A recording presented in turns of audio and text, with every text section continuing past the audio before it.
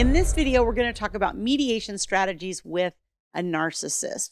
Now, when you want to go mediate with a narcissist, I know many people feel like this will never work. This is not going to succeed.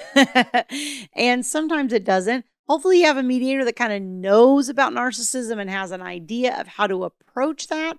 But honestly, there's a lot of negotiation tactics that you can use, especially if they're putting you in the room together. Now, I know a lot of mediators go back and forth between the two rooms, and it becomes a little less critical in those situations, but particularly if you're in the same room with them and you're, in the same environment and they can hear what you're saying, then what you say and how you say it becomes even more critical in you having success in your mediation. So before we talk about these strategies, let me just remind you, if you like this content and you find it helpful, don't forget to hit like on this video. Also subscribe to the channel so that you get notified as new videos are released. And as always, please feel free to share this on social media or with anybody that you know of that is struggling with these types of issues. I personally think mediation is one of the greatest ways to resolve your case because it's very cost effective compared to going to court and litigating. And going to court and litigating honestly does more damage to your co-parenting relationship than just about anything else I've ever seen. And if you can even work out partial agreements in mediation, it helps a lot. Mediation also moves things faster and it's much less stressful, okay? Let me just say that one of the critical things with a narcissistic person is to have your documentation. Okay, so first and foremost, this is probably one of the things that I would say is very critical. So you need to have, if you're talking money and finances, you need to have bank statements, you need to have pay stubs, you need to have all the documenting things. If we're talking about custody, you want number of times that they've showed up for parent-teacher conferences or how many doctor visits they've attended or, all of that type of data. Because it becomes really difficult when one person says, well, they never go to the, doctor's appointments. The other person says, well, that's not true. I do go sometimes. And then you're like, well, they go sometimes, but they don't really go that often. And it's just also vague that it's kind of like, I don't know whose perception is correct, right? As the mediator. But when you can say, well, actually, the child has had 12 checkups during their 3 years of life, and you've been present for one of those. That becomes a totally different context, right? So when we're looking at data, that's really where it becomes critical in undoing those sort of vague narcissistic claims that come through, okay? But to negotiate with them directly, here are a few things that will help. The first thing I always say is use neutral language and use unifying language. What do I mean by that? You want to say we, us, our children. Don't say you. Don't say, well, you always come home late. You say, well, we have created a division of labor in our house where, I'm the person that picks the children up from school. And then typically the other parent arrives home around 7 p.m. in the evening. That's very different than saying, well, you're never home before the children are in bed, right? Because that's an attack on that person. So if you can reframe it into neutral unifying language like that uses, we, us, whatever, then it's not going to put them on the defensive as much. And they're not going to come back with a positional argument as likely in that situation. This really does become an art. This is a lot of what I do with clients all day is just, learning how to verbalize and word communication and do all of those things because it doesn't flow naturally off our tongues that way. We have to reprogram our way of presenting information in the context of dealing with the narcissistic person. The next thing that you want to do is you want to sort of compliment them, right? Like narcissists, we know they have big egos, and no matter the type of narcissist you're dealing with, they all want to feel like they're special, they're unique, whatever. We all have that to a certain extent, but this is a really strong thing for them. And so one of the ways that you can compliment them, and I always say to people like, look, I know this is going to make you a little bit sick to your stomach, okay? When you do this kind of thing, I get it. I get that you don't necessarily feel this way.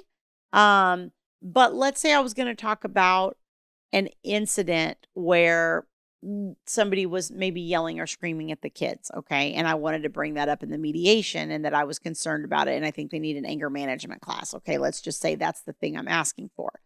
I might say, normally, mom, dad, whatever, you, my ex, call them by name or whatever you want to do. But you could say something like, normally you're really, really good with the kids and you've been really, really patient. Or in a lot of instances, you're really, really patient. Or in this specific area, like when you do something like play basketball outside with them, or when you do something like cook with them in the kitchen, you're really, really great and you're really patient in that situation. But then when you sit down to do homework, a lot of times you'll get really frustrated. And I know that, it can be difficult to work with a 6-year-old on math or whatever, if that's not your favorite subject. But you tend to get frustrated. And lately you've really been, yelling at them or something along those lines. I mean, that's not perfectly eloquent because it's kind of rolling off my tongue, but it's something along those lines where you go, you know what, normally you're really, really good at this, or you're really, really good at this area, but that doesn't translate over to this area. Or you're normally that way, but lately it's been like this, or it's been getting worse. It's been compounding, whatever. And you want to try to talk of it in that neutral kind of way and not in a person specific way, like a problem kind of way. Again, to go back to the previous example, you might say, well, when you cook in the kitchen with the kids, you're normally really, really good and you're great at being patient and getting dinner on the table and all of those things. But then when it comes time to get home to get their homework done, I feel like that's a really frustrating process and usually ends up with you and the children having conflict. Okay, if I say it in that way, I'm not saying you yell at the children when you do their homework with them. Therefore, I think I should have them after school to get the homework done, and then you can pick them up later in the evening, if that's the thing I'm asking for, right? I'm presenting it in more of that kind of neutral language to where I'm not attacking the other person. Now, again, sometimes you got to dig real deep to find the thing that they may be good at or that you've seen them do well 1 or 2 times. But it's really important that you kind of dig for that or find some way to try to compliment them, in regards to whatever the topic is that you're discussing. The other thing that you can do is sort of, like I said, they all like to feel special in some way. And when I talk about this particular thing, what I always tell clients is, if you're complaining about the other person, you almost want to make it seem sympathetic. Let's say that you have kids that are coming back that are, their hygiene's not great. Okay. Like I have a lot of people that complain about this. The kids come back, they're dirty, their clothes are dirty, their hair is dirty, everything's dirty. They look like they haven't been bathed, whatever. And let's say that that's your issue and you're worried about the ongoing hygiene, or maybe even the ongoing hygiene issue is creating some sort of health problem for your kids, right? Maybe they're having diaper rash, or maybe they're developing, some sort of skin issue or whatever the thing may be. Then you can say, I know the other parent works a lot of hours and I know it's really challenging to try to get everybody bathed and their clothes washed and all of those things. It's a lot of work. And I know on top of working full time and a lot of hours, that can be really, really challenging. But when the kids come back, I'm really concerned because a lot of times, their clothes look unwashed.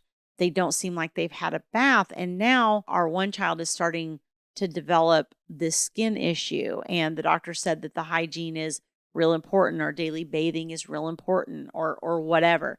And you see, again, that's a different context than saying, well, the other parent doesn't bathe them, the other parent doesn't wash their clothes, the other parent doesn't, whatever the thing is. I'm putting it almost in a sympathetic tone where it's just difficult because that parent works. Or I've had situations where like one parent maybe has new children. And Thomas and I had this with his ex-wife where she had babies, after her and Thomas divorced, with her next husband. And so she had babies at home. And so, it's almost like taking that issue and going, I know this is really hard because, she's got a brand new baby in the house. And I know that how much time that takes and all that kind of stuff. And so what's happening is the children are suffering in these ways because, poor mom just doesn't have time to do that. Right. So you're almost being sympathetic for them in that way, but you're bringing out what the problem is, but you're doing it in a less attacking and aggressive way. And usually that will get the mediator's attention. And again, if you're in the room with your co-parent, it will also do a lot to keep their defensiveness down and keep them from coming back with an attack on you and being like, well, yeah, you do A, B, C, or D. Okay, because then we're focused on the problem. We're not focused on them specifically. Those are kind of 3 strategies that you can use that will usually help keep your mediation calm and help to ensure success in the process. Okay. So if you would like more help learning about more mediation strategies or other strategies in dealing with your co-parent, you can go to www.divorceuniversityonline.com/VIP-coaching. There's information on that page on my group coaching programs for moms and for dads. And there's also information on my one-on-one VIP coaching services. If you have a complex case or just want that little bit higher level of support, then you may want to check that out. Thanks for joining me. I'll see you guys next time.